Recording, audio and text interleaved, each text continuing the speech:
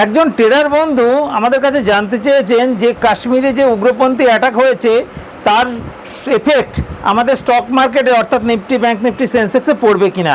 আমি সেই বন্ধুর উদ্দেশ্যে জানাই, দেখুন সম্ভবত আপনি আমাদের এই পেজের পুরাতন ভিডিওগুলো দেখেননি।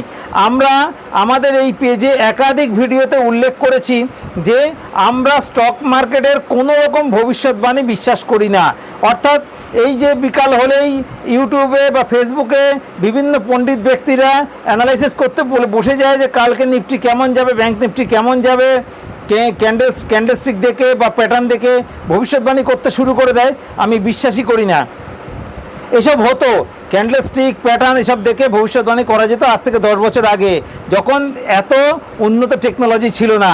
আজকের দিনে এইসব ক্যান্ডেলস্টিক প্যাটার্ন বা অন্যান্য প্যাটার্ন দেখে বা সিচুয়েশান দেখে ভবিষ্যৎবাণী স্টক মার্কেটে করা বেশ কঠিন।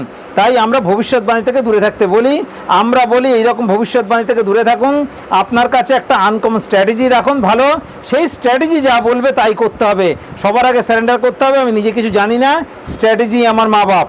তাহলেই স্টক মার্কেটের থেকে পয়সা পাবেন, না হলে স্টক মার্কেট থেকে পয়সা পাবেন না।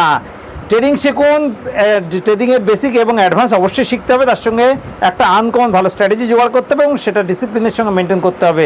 অ্যানালাইসিস কী বলছে জানার দরকার নেই। ধন্যবাদ।